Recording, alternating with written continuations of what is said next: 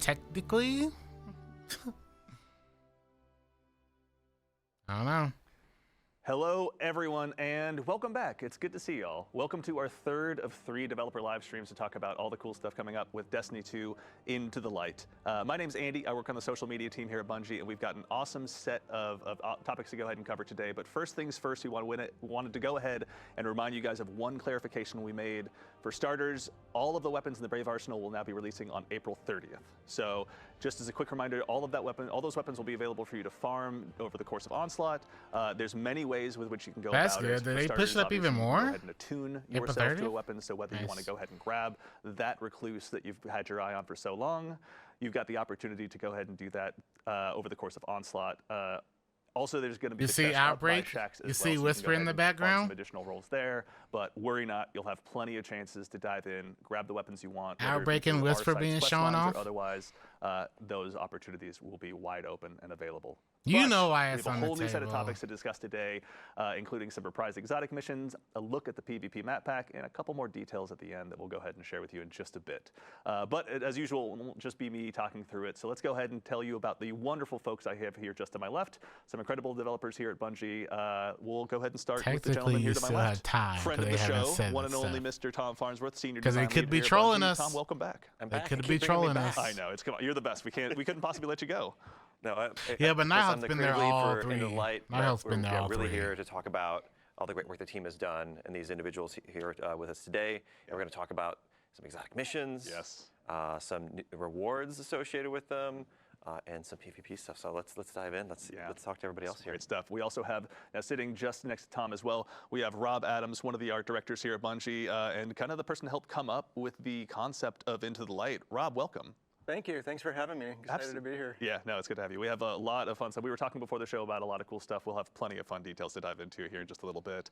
And of course, the one and only Willie Chang, activity designer here at Bungie. How you doing, Willie? Good morning. I'm doing well. For the folks at home that may not be familiar with you or your work, what do you do here at Bungie, if you don't mind my asking? Anticipation, man.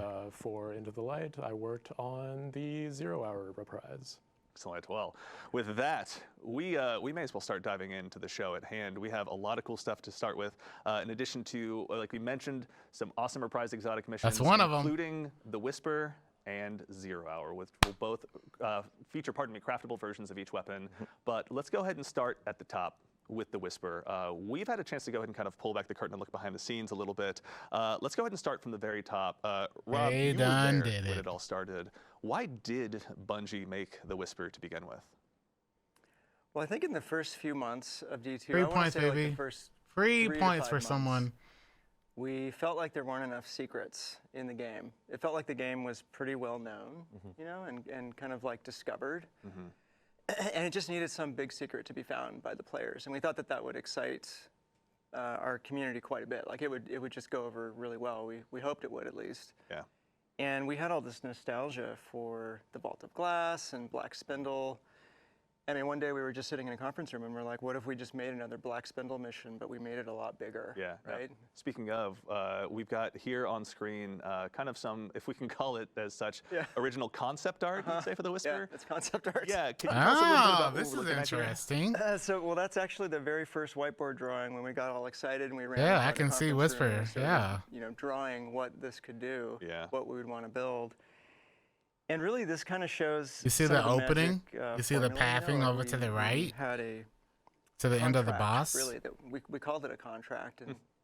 And this was an unspoken agreement between us as devs and the hardcore, super engaged players. Yeah. And it really was, if you can pass a test where your mind is going to be tested, your fighting, right? Yeah. Is going to be tested, and you're going to be able to pass these tests, right? Yeah. Your movement, your mind, your fighting. Yeah. If you can get past these tests, you're going to be rewarded with great power. Yeah. And that was the contract. And so one of the other things we did, and you can see it up here in the upper left, what happened to that there's a little contract? crack, and then the path continues. Yeah. And that, you know, that's the red herring.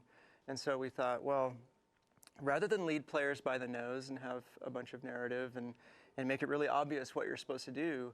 What if they get into this mysterious place and they don't know what to do? And when they go down the path that they think is right, it's not. You know, and they go blazing right past the actual opening. And so we knew or we were pretty confident that was going to appeal to the hardcore players, because once they learned the path, they could then bring their friends in and show them, and then we would have the videos, you know, with the walkthroughs, and it would just appeal to as they let their friends go first that first time to watch them fall off the edge helplessly.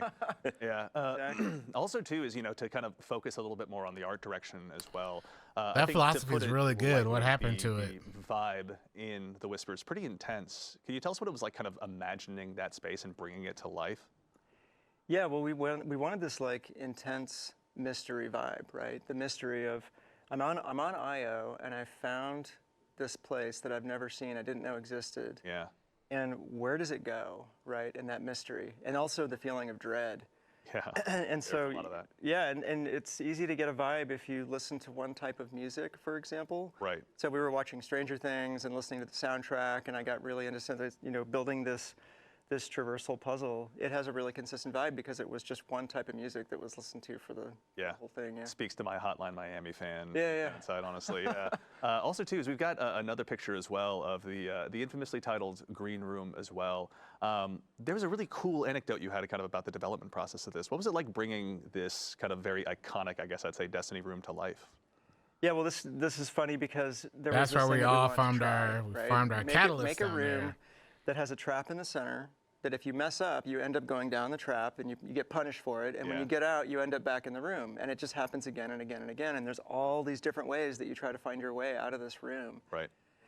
So the test was to make a tiny version of this, like 1/4 scale. And we brought it into the playtest lab. We had Cosmo and Dylan, we had a bunch of art testers and designers in there. And I just waited, right? And I waited for someone to find the hidden shortcut, right? Like what would happen what's going to happen when they find that hidden shortcut? And so the first person that found it, they just screamed and started laughing, and then everybody started finding it. And based on that reaction, we knew we had something good. And then it got scaled up into what you see here. And back to the vibe thing again.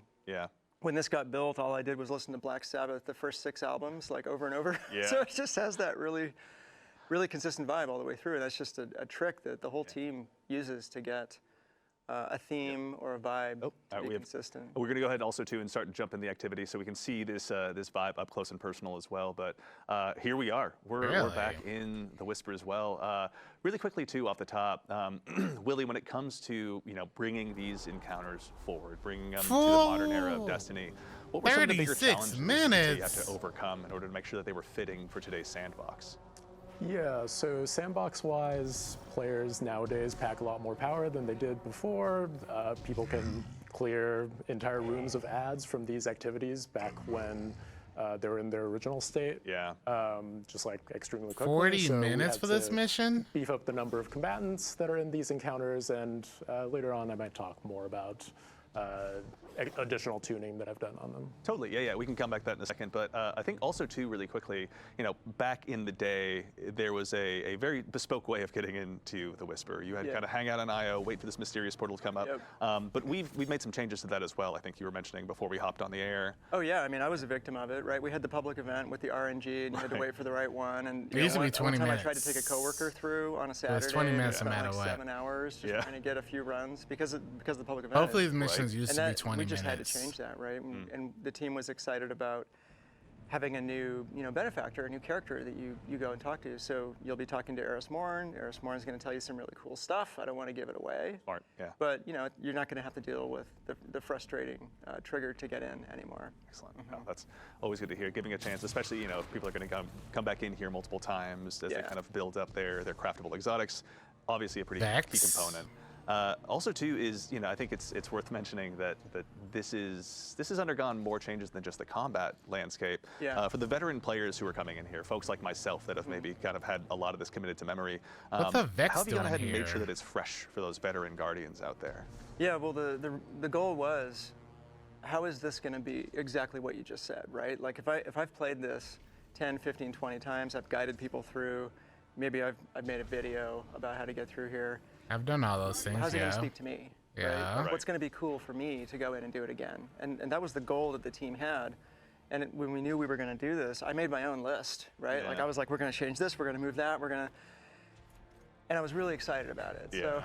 So Tom was in this meeting. So I show up, and there's like 15, 20 people, and they presented this whole plan, and I had my list all ready to go, and I was going to wait. I was going to listen to all the proposal and everything, and then start giving ideas and stuff.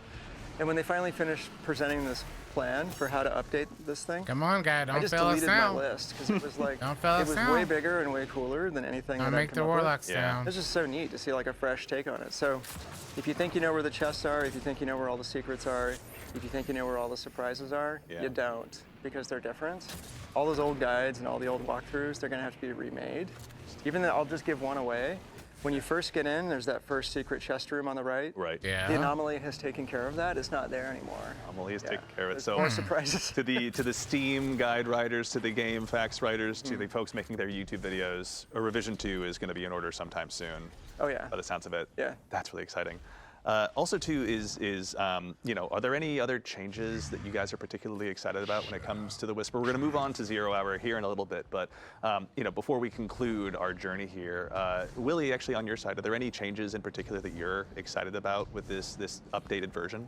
I'm excited about the way that the boss fight has changed for this activity. Interesting. All right. Well, we'll leave that to folks to go ahead and discover on their own when it comes to the launch date of the Whisper. But yes, this is a first look for the folks out there who are looking to go ahead and make sure that they're ready on day one to go ahead and add another craftable exotic into their collection. Obviously, the Whisper is going to be there for you, but we don't want to spoil all of it. You'll have it in your hands soon enough. And also, some folks out there have already had a chance to play it, so we don't want to go ahead and uncover If they've too many of the changed mysteries. as much as they say they have, Up next, then the we've timer also might not be the got worst obviously thing. another iconic one, 0 Hour. Let's start from the top. I'm gonna wait Can you and see. explain, Rob, the concept? They seem to behind have changed Trevor? a You've lot obviously of got an it. homage to him on your. I have my shirt. Yeah. Yeah, absolutely. Can you tell us a little Yeah, bit about what this original concept was? Trevor. So Trevor was really inspired by this. There's this Japanese game show called Takeshi's Castle, and it's been around a while. And it's great because it has all these physical challenges and people getting knocked down or flipped over and stuff and trying to get through I've seen things. that show. And there's just a lot of comparisons to what we try to do in Destiny, and we've borrowed from that show and shows like it for a long time for cool ideas. And they have this one bit where the contestants try to get up this hill, and there's this big fake boulder that comes down the hill, Yeah. right? And there's these little like side rooms, like little pockets that they Right. can try to get into.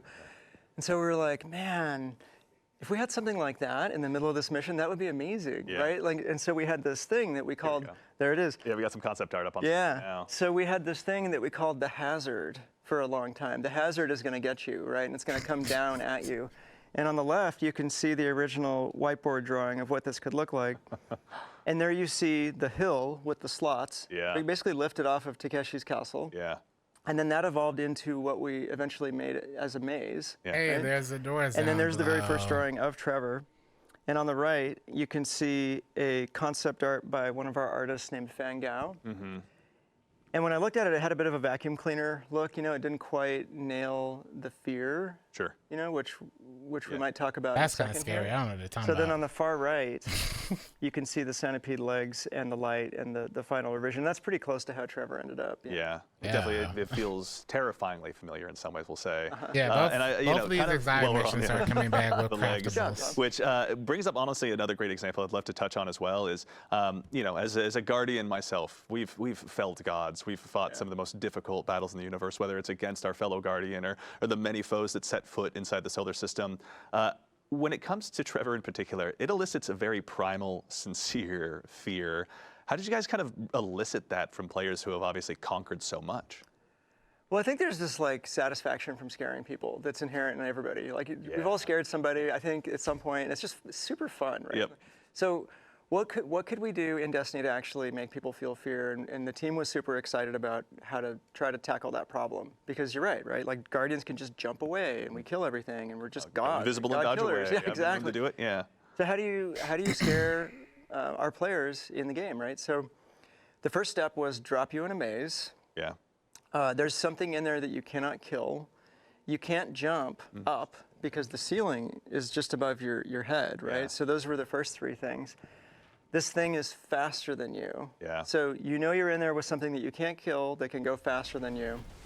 And then, of course, we did the centipede bottom, which I had this particular phobia of centipedes. They like, still have the The fact that you took good. something that is such a fear and put it front and center, honestly, like it's commendable. fallen I watched this barrier video this time. like a week ago where this dude takes a giant centipede and lets it bite him on the arm. Why would you do that to I yourself? don't know. I almost passed out like watching this video.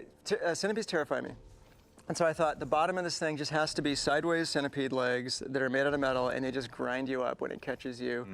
And then the final piece of the formula for this thing really was to put a super bright light on it that would shine as a shadow caster across your, like past your body, so you can see your own shadow as you're trying to get away. Yeah.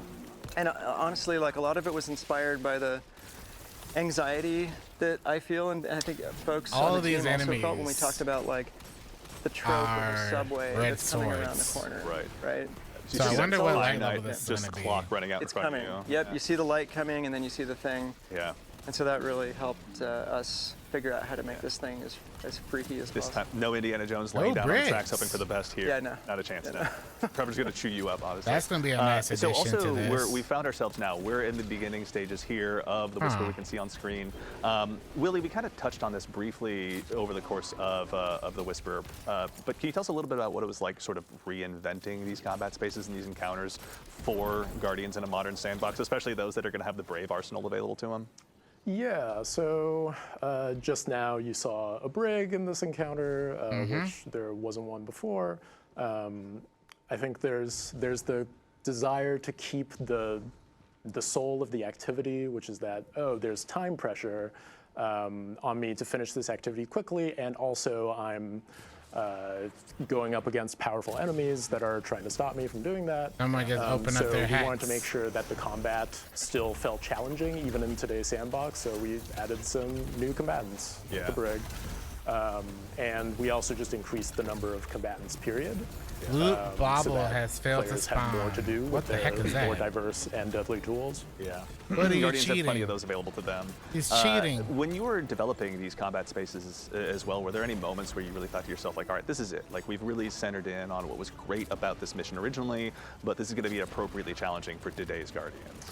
Yeah, I think when we play tested it and we had everybody load up with their like new maneuverability tools, their swords, their grapples to go through the activity, and then we were expecting that like, oh, people are going to breeze through this like it's nothing, like the original 20-minute timer has to become something else. But really, all of that translated over pretty well. Like the individual sections are self-contained enough that like you can't bypass too many things by just using one new tool. Sure.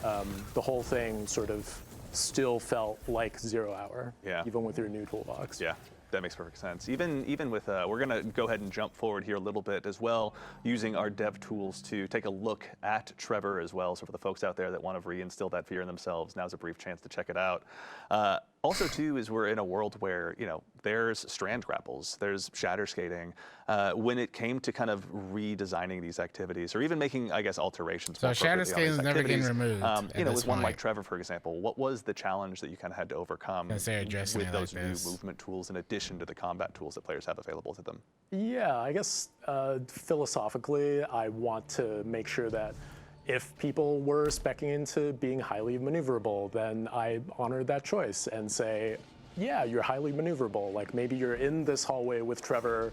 I don't want to be ground up by these centipede legs, so I'm going to sword skate through this so that I can have a little bit of speed on Trevor. But you still can't invalidate the challenge entirely. Trevor will still kill you if you mistime those. So they're just like different expressions of how you want to tackle these challenges, and none of those expressions like fully throw these challenges out the way. Yeah, actually, something too that I'm seeing pop up in chat here is the mention of the timer. So for starters, there's also, this is normal difficulty, there's also legend, isn't that right? Yeah, Tom, can you tell us a little bit about like any updates to the timers in these missions as well? So, and Willie, feel free to have him correct me if I'm wrong, but on normal, it's 40 minutes because we want to give players a little bit extra time, especially if you're new. We want this to be Legends accessible 20. and get in there and get the experience. But a lot of our kind of like the quests, content, and secrets are in the Legend version, which has a 20-minute timer. Yes. Yep. Interesting. Okay. Perfect. All right. Thank you, chat. In addition to these other updates you've made, are there anything or any changes you've made in particular that you're excited about that you're comfortable talking about it here, or is it just you want players to dive in and find out for themselves? Yeah, so the whole secrets setup for 0 Hour is different. So previously we had key cards; those have been replaced by another secret system that you'll just have to find out more about for yourself. Excellent. And I'm also proud of the boss fight in this That's activity. right. Yeah, we'll hold that one close to the vest. Players will have a chance to see that on their own and see Willie's hard work in person very soon. Now, as we mentioned at the top of the show as well, there's going to be craftable versions of these exotics, and we're going to check them out. But there was one more example that I wanted to ask you about, Rob, in particular. There was some discussion briefly about the acronym that is Trevor. Could you tell us what that stands for? Yeah, I'm gonna tell you, but I had to open my phone because it's like impossible to remember that. We all have our notes. Yeah, it's part of the game. So early on, the team we just realized we had to figure out an acronym for this because we loved the name Trevor because it was paradoxical. I went to school with a kid named Trevor who was the nicest kid in the entire school, just nice to everybody to a fault, right? So I always thought like Trevor is just the nicest name, and so paradoxically, here's this evil thing named Trevor, and we thought it was hilarious. But once we alphanumericized, is that a word? Yeah. Once we made that, we had to come up with the acronym. So the one that I had was Tracking Robotic 3-Vectored Reducer. Because it reduces, right, Tom? It's like it reduces you, yeah. But that was our internal acronym. Yeah. And so when we went to GuardianCon and we did like a fly-through or like a walkthrough. Yeah. And so the community team thought that we should let the fans of GuardianCon decide what the actual acronym for Trevor was. And so we had like the 5 different examples, and my tracking robotic was in there. Oh, right? yeah. That's one of the things. I was like, please pick mine, please pick mine. Yeah. And so at the end, what they decided on, and they decided by loud applause, and it was like very obvious that this is what they wanted. The committee had Oh yeah, spoken. it's like very obvious. Yeah. What they decided on was tame, relaxed, triple vac roommate. So that's the official name for Trevor. That's it. It's The acronym. codified. Yeah. Thank you That's very a much big outbreak. to the denizens of GCX. Thank you very much for your hard work and letting us know exactly what Trevor should be called. That's really cool. I wish I'd been there for that. Okay, now we're taking a quick look at the craftable exotics as well. We're going to go ahead and start with Whisper of the Worm. Tom, could you tell us a little bit about what players who are kind of going to go ahead and facilitate their own play style or want to build a Whisper all to their own? What are they going to have to look forward to with all this? Yeah, even before we get into the crafting, like I've got my notes here from Chris Proctor, so You're the man himself. Yeah, he's sitting on my shoulder, helping me out here. And Mr. Breathing is we wanted to retain the fantasy of both these weapons, of both of Whisper and of Outbreak. And Whisper, it's a hard-hitting precision weapon where you're in the backfield. Like, and if you land your crits, you're rewarded, and you can sustain a ton of damage on a boss or enemies with a large critical area. Ogres will be felled. Ogres would be felled. The servitors. Don't stand a chance. Yeah. And then with Outbreak, the fantasy is all about spreading the plague of Siva nanites. Certainly. And we'll be able to get to that in a minute. But I think we're looking at Whisper right now. Oh, yeah, so magazines. specifically with Whisper and Outbreak, for both of them, with both these crafted weapons, they'll both have a craftable barrel, magazine, traits, and stock options. The barrel and magazine options will let you really push the stats around. So you'll be able to have a max stability Whisper if you want. Yeah. Which was really advantageous for a weapon that's about this hitting repeated critical hits. Certainly. In an area. And then specifically for the perks on Whisper, and both the perks on Whisper and Outbreak are things that by engaging in our secrets week over week, and both of these exotic missions, you'll be able to unlock them. Enlightened action. And for Whisper, it starts off with Mulligan, which is the classic perk where if you miss your shots, they get refunded. But if you upgrade it, you can get Field Prep, which will give you more shots, which equals more damage. Yeah. And then there's No Distractions, which will allow you to keep under fire, hold your aim on your target better. And there's also Enlightened Action, which is for more forgiving reloads. So there's, I think, a lot of options for players of different play styles and different skill levels there. I don't mind that. And then just the kind of the cherry on top there with Whisper is that it's getting a reserves bump. So it's going to go from 18 in reserve to 24 in reserve. So you're going to have a ton of ammo to just like make it a sustained damage Jesus. monster, Yeah. which is super exciting. So ultra precise players like myself who never miss a shot will have even more. Why are you guys laughing? Why do you? Sorry. Why is that funny? No, that's really exciting. We have Whisper the Worm in addition to Outbreak Perfected now joining the pool of craftable exotic weapons. Let's take a quick look at Outbreak as well while we're here hanging out in the Enclave. Tom, kind of, second verse, same as the first, same question. Can you tell us a little bit about some of the perks and updates that players will have available to them with their options to craft Outbreak Perfected? Yep, and so in addition to barrels and mags, it has its classic Outlaw perk is back. So you get your fast reloads on final blows, which works really well with Outbreak. It's all about also landing precision hits to either, Outbreak prime roll. spawn nanites or to kill enemies and spawn nanites and spread that Siva energy around. Spread the plague. Spread the plague. And then the second one, though, that we're added here is Rapid Hit, which plays right Rewind rounds. into that. So like you land your Rewind precision shots, you get rounds. more stability, you get faster reloads. Then another new one is Rewind rounds. Say It's that hard for me 3 to times say. fast, yeah. Try it out. Yeah. Which refills your reserves from to minimize your reload. So like if you're hitting shots, you're just going to keep getting more ammo, which Yeah. is really kind of interesting. Perpetual motion machine. You're gonna Perpetual almost death have machine. OG Yeah, do you want the Infinite Luna reloads or you Well just want to keep shooting? Outbreaks Yeah. shenanigans. And then there's also a Head Seeker, which I think maybe for PvP or for certain play styles where like you're less focused on your critical shots. That's something to think about as well. Right. In terms of catalysts, if you already have them, you're golden. You can craft those. If you don't, go. play the Legend version of Whisper and 0 Hour, and you'll have a chance to get them. Very cool. So that's still in there. Catalysts are And then, set as I from mentioned, for heroic unlocking / legend. these new intrinsic If you perks that already you have can the slot in, catalyst, you're it'll be good. like a Craft 3-week this instantly. mini quest line that rolls into the secrets for each of these. And Whisper is coming at launch with Into the Light. Exciting. And 0 Hour is coming in May. Perfect. Okay. So it'll be a chance to go ahead and sink your teeth into 0 Hour for a while before you go ahead and change your attention and start unlocking another one of the storied exotics of old. Yeah. Also, it's worth mentioning that don't mind there that. are more than just the craftable weapons available as rewards in these missions. There's some tried and true ships. Now, we were talking a little bit about this earlier, but as someone who still to this day wears 1,000 wings. You and me? Yeah, like we know the feeling of getting My that ship ships and are finally back. having that I was there moment. The ships are making a return as well, isn't that correct? Yeah. Okay, so for both Whisper and for 0 Hour, they're coming back. Is it the exact same ship, or are there going to be changes on them? No, these are actually new assets, right? They're new ships, so they won't be the same. They won't sit in the same spot in your inventory, and they are Interesting. updated to look really cool and new. And I think they're exciting, especially we took the old scrap drifter ship that was, I think. Don't you not touch really my loved baby. particularly by the Don't you community touch my because baby. it was literally scrapped together from spare Don't you parts. touch my that I baby. built. And so we did a really nice pass on that. So it's inspired by the look of Outbreak Perfected, and I think it looks great. I think the community is going to love it. Yeah. And then we have the Whisper ship, 1,000 Wings.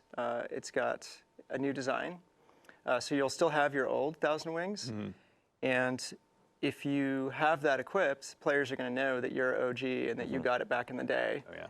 And the new one is going to look like the new one, so there won't be any mistaking the old one for the new one. Very cool. Excellent. So for the players who want to go ahead and continue to build up their collections, there's a chance to go ahead and dive back in. Maybe they weren't there originally, but they want to go ahead and join the Equal 1,000 Wings Club to a compromise. degree. Exactly. Excellent. Equal So there'll be a compromise. chance to go ahead and unlock those as well. Excellent. Well, I think we are actually about at the point of the show we're going to go ahead and get ready to rotate over to the PvP map pack. But for starters, let's go ahead and make sure we thank our incredible team of playtesters here, going ahead and showing off the missions for us. Ashley, Peyton, and Michael, thank you all so much. Very much. There we go. We're getting some waves from the backstage. Thank you all so much for the time. And of course, Willie, I think this is unfortunately the time now we bid you adieu to go ahead and transition into the PvP Thanks map. for having See me. you soon. Awesome. Willie, thank you so much. All right, we are now joined by Bye, another member 0 of the Hour Bungie maker. development team, a staff artist here who has helped made many of the PvP maps that you've also known and loved, the one and only Mr. Cooley Callahan. Cooley, welcome to the show, man. Guys, how's it going? Good to see you. Thanks for having me here. Absolutely, it's been so long. Yeah, it has. It's been a minute. Look at us, right? Who would've thought? Yeah. That's full circle. Yeah. Now, we were talking a little bit before the show about Cooley. I'm going to go ahead and do us all a favor and put Cooley on the spot to a degree. Rob, we were talking a bit about Cooley's history. We were. here. Can you tell us a little bit about the man sitting just to your left, the contributions he's made to the PvP pantheon? Yeah, well, one of the things that was really important for us was to make sure that the strike team was stacked. that we had the best designers on the strike team. And so Cooley is certainly one of those. He's a 6-year veteran of the PvP team who shipped over 11 maps. Yeah. A lot of them are fan favorites, and I'm not going to steal any more of Cooley's thunder. I'll just let him talk about some of that. Yeah, it's not everyone's a banger. I mean, there's definitely some maps that people would want some words with me, but We'll save that for later. But what are some of the just bangers? come find me. It's I think Burning Shrine, which is now Burnout. It's such a classic map. It's a Trials favorite. And then Midtown is another map that turned out really well. We built that for Countdown, but I was just chatting with another Destiny fan at the dog park the other day, talking about how well that map supports all of the different engagement ranges, which is definitely something that we try to do. We try to create places for players to use their favorite tools. Yeah. Now with the maps, we're going to be looking at 3 of them today with kind of a primary focus on, you were mentioning earlier, I think it was the 3v3 kind of competitive side of things was sort of the focus for these maps? Absolutely, yeah. I think early on, a lot of the direction that we got was we wanted to bolster that competitive gameplay experience with new maps, tweaks to the modifiers of some of the modes.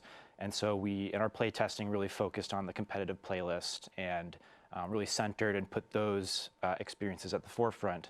And then, all Destiny maps, can suit a variety of modes. So we also made sure they worked elsewhere. But for the most part, we really did want to provide new experiences and just breathe a little bit of new life into the higher, maybe a little bit sweatier gameplay. So weird how you were staring directly at me when you said sweaty, but that's fine.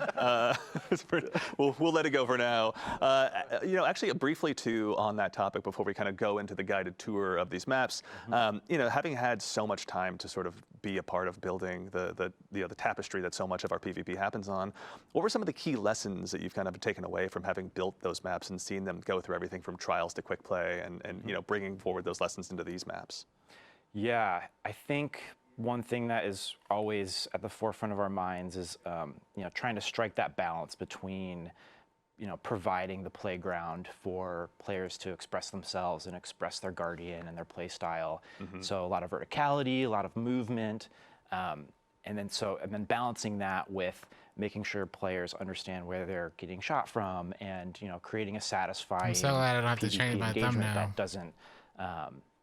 that doesn't leave players cursing the map or feeling like they don't understand why they died. So we want to make sure that players have we want to provide a choice for players that's always available to them to riff and to work with their team to use the map to their advantage. So it's a balancing like a complex gameplay space that allows a lot of movement and freedom without opening it up so much that you're not understanding like, geez, I can get shot from so many different places. Certainly.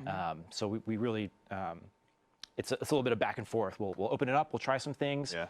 Especially this time around, we tried some stuff and got into the weeds a little bit. But I think that's all part of the discovery process of finding the gameplay that we want to create. And so we go a little further, maybe too far in the openness and Swiss cheese, and then we bring it back and make it a little bit more focused and really dial in the engagements that we want. That's awesome. I mean, speaking of getting in the weeds, there's no time like the present. Shall we go ahead and dive on in? Absolutely. Excellent. Cool. Diving on in. All right, we got the first of 3 maps to go ahead and show off. This is the we have one on Europa, one on Neomuna, and then one on one of the pyramid ships in Essence, I believe is the name of the location. So this is the first one. This is here on Europa. Cooley, can you tell us a little bit about what we're seeing here today, or where we are? Yes, so this map is called Eventide Labs, and this is a long-forgotten human colony research outpost on Europa. 5 minutes left. And Keep it up. it just so happens that Aramis has chosen this location as a refueling station for her catch. So here you'll see, perched just above the horizon is her catch in the skybox with, it's getting hooked up, and we have a servitor over here that's hooked up to the catch to provide that ether that the Elixni need.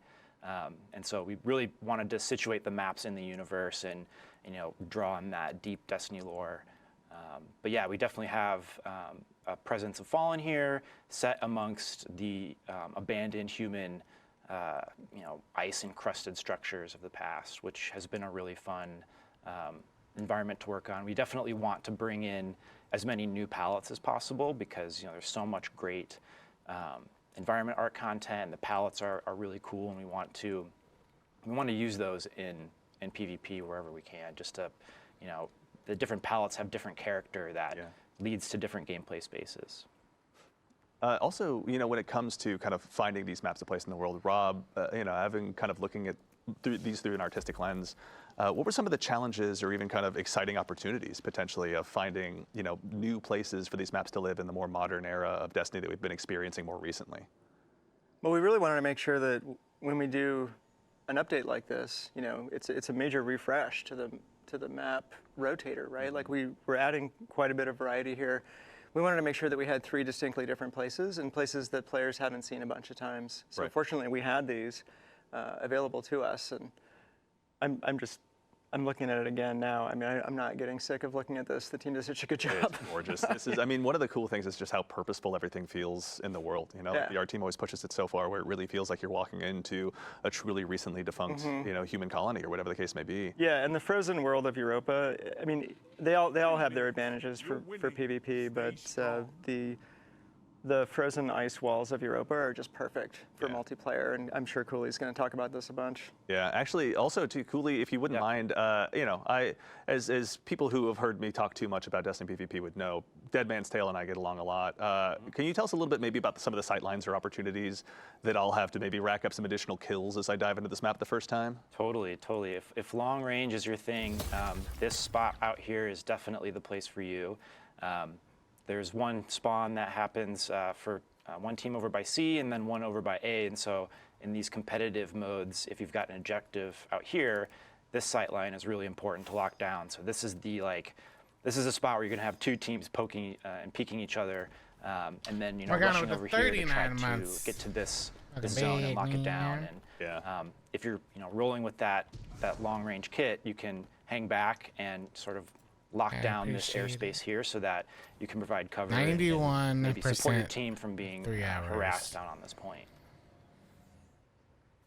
God, this and then fantastic. We also have sort of this the sightline in the middle, which will be pretty fun. It's definitely going to be a race to for each player or each team to kind of get to this spot and lock down this sort of portal here to ensure that you can push into this space and kind of control the middle. But as you can see, there's lots of ways for players to come in and flank. So if you're holding the space, you'll really not want to be here for too long unless you've got the support to do it. Yeah. Make sure you throw those grenades right off of the rip, basically, when you're coming out of spawn to try and conquer that territory as best you can. Yeah, one of the things I love about these ice caves is, it provides a lot of opportunity for grenades, like trip mines, and to bounce things off of the back of the walls. And the shapes here are just really fun to play with. All right, so this is one of 3 maps. Let's go ahead and prepare to go ahead and move on to the next one here really quickly. We've got coming up next, Neomuna as well. So finding a place, on Neomuna, obviously that makes sense for PvP, probably seems pretty natural, honestly, given just like how rich and vibrant and exciting of a place it is. What was it like, even starting from an artistic standpoint on this map, Rob? This was a really exciting map for the team. It's a shopping/entertainment center for the Exos on Neomuna. And, so there's a lot of really shopping fun, center decoration, and the spaces have a lot of character to them. There's a lot of recognizable things, human scale things that, look relatable, and we don't always get that in all of our palettes. And so this is also an opportunity for us to have a really clean architectural map that has a lot of crisp edges and very flat floors. So all of definitely the more competitive players and the sort of the more PvP diehards, they really take to this map, and it's an instant hit. People are just right away pleased with how readable the map is. It's one of those maps that you play a couple times and you get it. Like, you understand that it's all about this center atrium room that is really open and kind of has this big pit in the middle, and then there's this area down here which is there's where a map in Halo Reach that this reminds me of. But then there's also it looks this just like here it. where the heavy ammo spawns, and not visually, players but will the play, oftentimes just pop up here, layout, do a quick check, and maybe like try to get levels. a cheeky kill Halo on Reach somebody map. who's maybe running from cover to Just cover, like but that. you can't hang out here for very long Is it the because mall? you've I don't got remember what it's so many called, different but- angles at which you can. No, I didn't get play. I shot played from, but way more. That's kind of like that balance SWAT of on what I it. was talking about before. Like we want to provide that, but we want to make sure that it's not too powerful or it's wooden still map? it's a risk reward, right? You're making a trade-off, and the players who are using the map well and who understand the map will be able to use it to their advantage. Yeah, actually, also too, to kind of focus on the readability. I remember overhearing some discussions with you designers talking about the clean zone in PvP. Can you tell us a little bit about what that is and how it kind of helped inform the design of this map? Yeah, definitely. I think the clean zone is something that a lot of Reflection. developers really use to sort The ivory of create tower. this space for the player to pop, right? To like really stand out from the environment. Yeah. And so for us, it's about where the player's head height is. And this map is, just one of the examples of how it can really provide for a good PvP experience to have this sort of mark on the wall where you reflection. can kind of expect players to reside Visually, in. this map looks really Yeah. good, though. Till they jump around and strands suspend you in the air, and you're just left there cursing the heavens for a little while. Yeah. Maybe I'm speaking on my own behalf. This is looking fantastic. Yeah, this is, I will say, one of the maps that, having done a little bit of play testing myself, I still have to give you credit for perhaps one of the most diabolical heavy weapon spawns, or heavy ammo spawns, rather, I should see, in any PvP map. Like the sheer amount of risk reward that goes into just making your way safely, or so you think, out to that particular territory. Right. Yeah, 'cause as you guys were Reflection even had building a that balance had a in heavy of drop these like that, consumables on the too, map, Cooley, on what the was it wall. like, sort of having that process big evolve or lanes. grow? Yeah. Snipe. Typically when we start laying out a map, we just kind of start with control because it's a good base point. It requires 3, very well-defined combat pockets that have an objective in them. But then from there, we start mapping out the other objectives that might exist on a map, like the heavy ammo point. And I think we've kind of gravitated more toward having special ammo live next Cathedrals to with the some of door? the other objectives on the map, so you're not constantly having to make a choice of where should I go. But we kind of map those things out, and it's sort of a formula. There's definitely a sort of a order of operations, so to speak. Of you start with these big strokes. You go to the next stage and start making sure that you've got space and combat pockets for maybe Dominion or some other game modes, and things just kind of fall into place from there. Excellent. All right, and we've also got one more map to check out as well. For all the fine folks at home, we're going to continue our guided tour, and we're going to make our way over to Essence, to one of the pyramid ships, to check out the final PvP map that'll be releasing in this pack. As we're flying in, I gotta give you guys credit. Like the space that exists inside those pyramid ships that's being terraformed by the Traveler looks just absolutely incredible. But this is the first time you guys have had a chance to really flex your muscles and build a PvP map out here. Rob, just to start from your perspective as we load in, what was it like developing this, playground for Guardians that's kind of so deep in the enemy's backyard? I think it was really tough. Yeah. I remember there were quite a few iterations of this map, and I know Cooley's going to go into more detail, but like from a high level, that one's pretty bad. it's too. a pretty inherently noisy palette. Yeah. Cooley was talking about the clean zone. There's some palettes in the game that are just very visually noisy. So the geometry is noisy. They create a lot of shadow and a lot of highlights just Yeah. by the geometry itself. Dissonance. And then the textures, the shaders that are on the geometry, those can be noisy. Yeah. And then there's the On Earth. clutter of the palette. So when you have an environment with a lot of entropy and there's just rubble everywhere, there's like garbage strewn around or plants hanging down, like Right. we often do in Destiny, we have to declutter. Some of like the European dead zone maps, for example, Yeah. are highly cluttered. And so this was an example of one of those fairly entropic, high clutter palettes Yeah. that the team had to kind of wrangle into shape. Yeah. And I'm sure Cooley's going to talk about that process because it was quite a process. Yeah. Actually, yeah, Cooley, I'd love to continue and just start there. Taking this space on a pyramid ship and kind of making it suitable for a PvP map. What was that process like from your perspective, kind of from more of a design side? Yeah, it's again a process of back and forth. We start with mass out, and mass out is the simplest and cleanest a map will ever be. And from there we start developing the spatial character of the map. And one of the things we like to ask ourselves is, what is this place? And even with a more abstract palette like the Essence ship, it's worth asking that question That's what because we Shaq and can host a Christmas leverage match. spatial archetypes that just kind of like interesting naturally landscape. resonate with people. So like here we at have the heavy down on this there. map we have sort of these dueling huts or these Yeah. dueling ziggurats, and inside of them is this artifact or shrine. So maybe this is like maybe this part of the ship is a collection of mysterious artifacts that the witness has collected. And so we lean on those things to give a little bit of rhyme and reason to a space that otherwise is completely abstract. And that is also really useful for us in terms of we can make any kind of space we want. Like we're not limited by architectural constraints, but it can be tough sometimes to orient players in the map. Yeah, look at that stuff on the when wall. you don't have things like doors or like TVs or any sort of human scale architectural pieces that kind of clue you in. So yeah.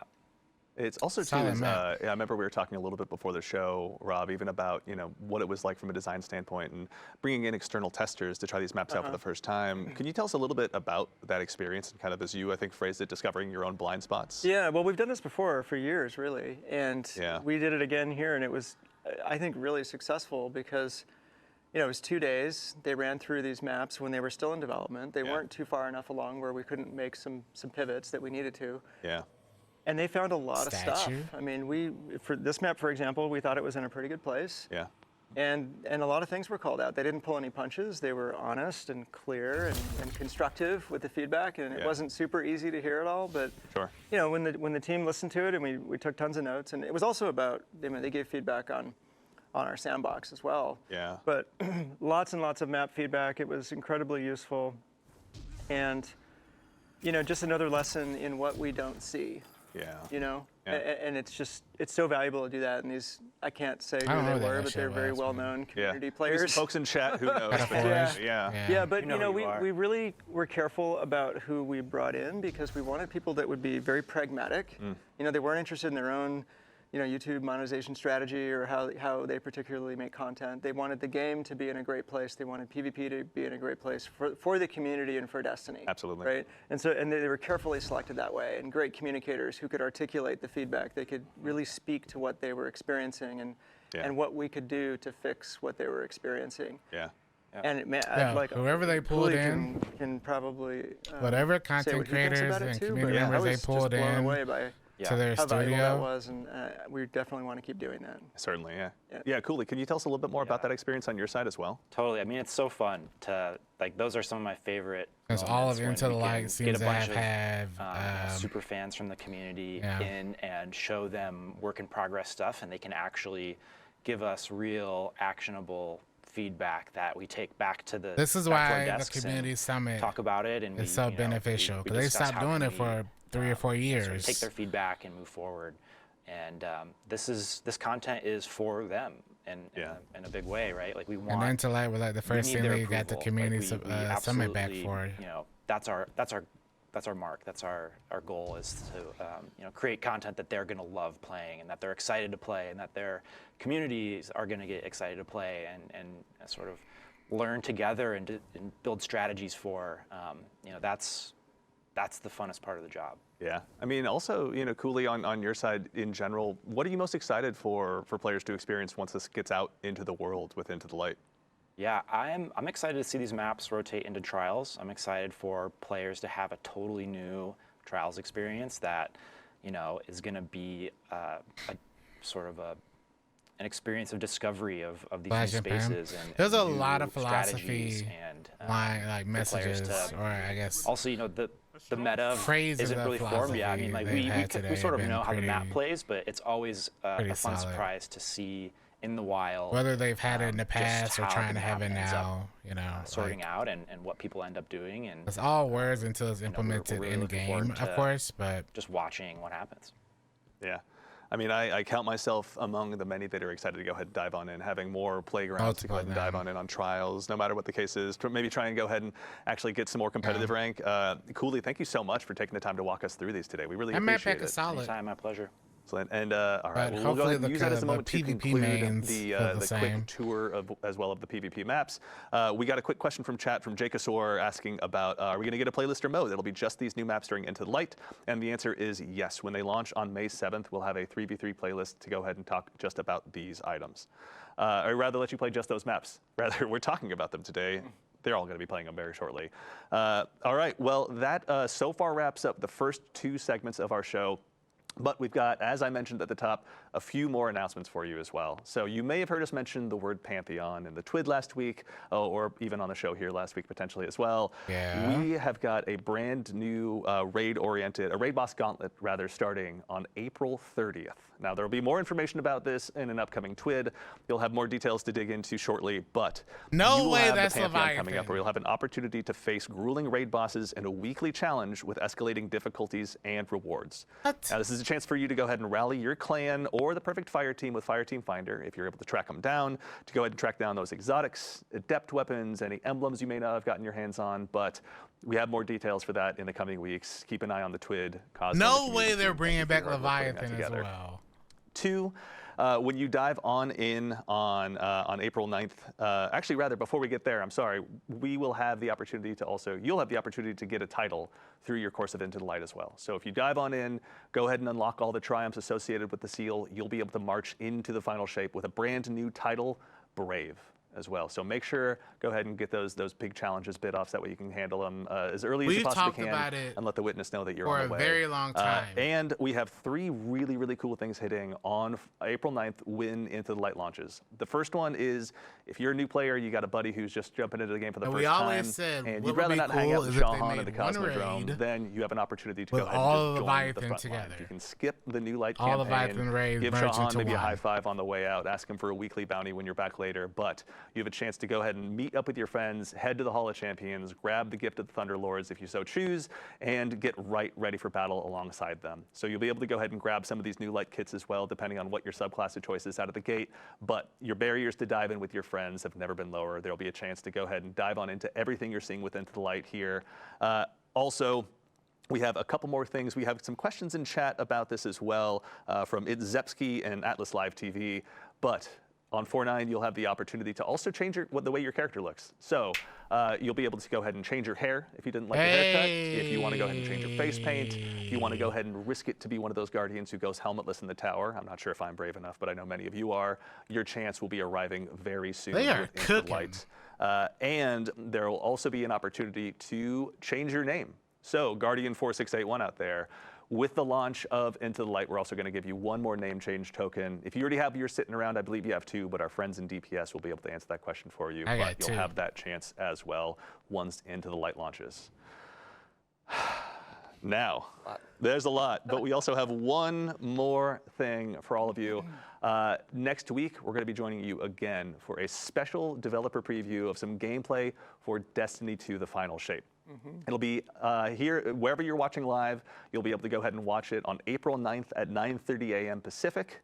Where you'll get a chance to basically, again, get a look behind the scenes. The developers have been hard at work for some cool stuff that you are definitely not going to want to miss. And over the course of that show, Twitch drops will be live. So there'll be another emblem, which you can see here live on the screen, that'll be available after about 15 minutes of view time. If you haven't gone ahead and also unlocked the emblems that you got as a result of this show, or that we're having available during the Into the Light streams, then you have a chance to go ahead and spend some more time unlocking those as well. But that does it. For starters, to all of you Guardians out there in chat, thank you so much for taking the time to join us. We're thrilled about what we've been able to show off and thrilled about what the team's been working on for Into the Light. So thank you for taking the time to join us. Chat, we see you out there having a good time, so thank you very much for taking the time to be with us today. Also, it goes without saying, but we'll go ahead and do so anyway, to the incredible team here at Bungie, building Into the Light, making all of this, the teams that you guys have been kind enough to represent. Thank you all so much for all of your hard work. We're nothing without the entire teams that we have here. Teams are obviously greater than heroes, and we're firm believers in that. And you're all great examples of that whole scenario.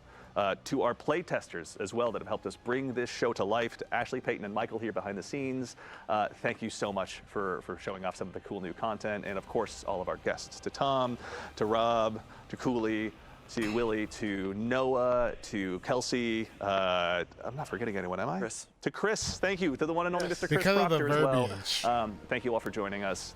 Strictly because of the verbiage. Now that is about it. So we're going to keep the stream here live until about 11:30, I believe, so you can go ahead and get a little bit more time wrapping up the last bits of those emblems. There's a lot of emblems and that's it for all of us here at cosmetics. Bungie. Oh, also, I'm sorry, to the team of producers here, everyone here that makes this show possible. They have the challenge of making me look good on camera, so obviously their work is cut out for them. Thank you all so much for helping bring this show to life. Since he used the verbiage, and now, finally, you can we're going to get go ahead and sign off. And emblems reminder, Into the Light launches next week. didn't get a chance to get. But in the meantime, take care of yourselves, take care of each other. Then it makes most sense for it to be something that was already in the game at one point.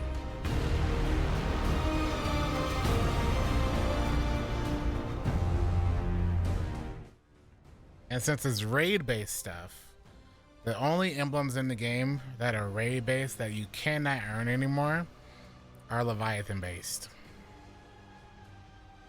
But since it's a raid pantheon, like how they have in Hollow Knight or whatever, since it's a raid-based activity, because you gotta have 6 people, gotta do raid, and your goal is to earn exotics and cosmetics that are tied to said raids. The only ones those are tied to that you cannot currently get are Leviathan-based ones. So I can't think of any other raids it could be besides Leviathan / Scourge / Wrath, but I don't think they don't. I would have imagined they announced Wrath if it was Wrath, but I doubt it's Wrath. But that is a lot. No Leviathan weapons. Shrug? Because some of those are still back, but yeah, I mean, if you're not close to your emblem, the stream doesn't go down for another 35 minutes, so you can still sit there and watch. I don't know. I don't think it's going to be the weapons, but who knows? I'm not going to say that it's Leviathan, but whatever it ends up being, the cosmetics tied to said content, either way, Bungie is absolutely cooking. Probably gonna have old raiding encounters in the form of a pyramid ship. Probably. Or it could be just the instances itself where you load into the raids, but I highly doubt it'd be, I don't know. I'm not going to even guess. But whatever the Pantheon is, they use the term old and returning all that. Bungie is absolutely cooking, and I know people are going to talk about reuse content and reuse assets, but listen, especially after the last year, from their philosophy on how they're approaching or in the past have approached content to now, having seen all those rising and falling of philosophy.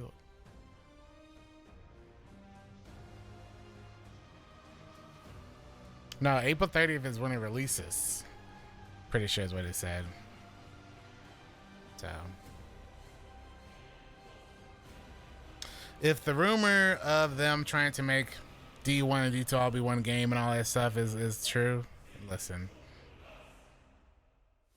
I know most people are probably more excited for new stuff because I'm more excited for everyone to get that, old content done. But since they seem to be taking old content and freshening it up for someone like myself who did Whisper hundreds of times and 0 Hour and maybe Leviathan, that is very difficult to do, is to make old content somehow fresh for someone who's seen it and expected it, but they're absolutely cooking. Nah, they're cooking because they could charge $50 for that. They shouldn't, but most people have expected them to charge for this 100% because of the history of Bungie in the past couple years.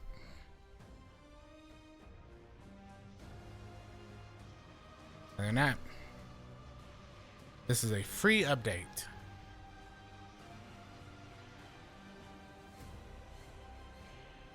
And because of it being free, I expected all this content to come back as it was.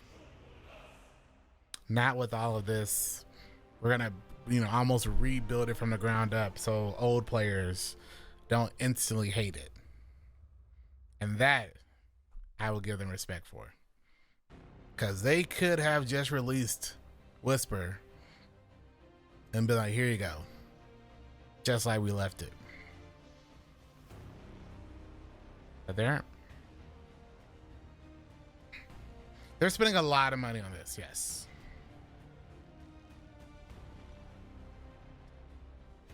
And one thing I think people need to remember, which I had to remember, all this stuff probably didn't start getting produced before December, November.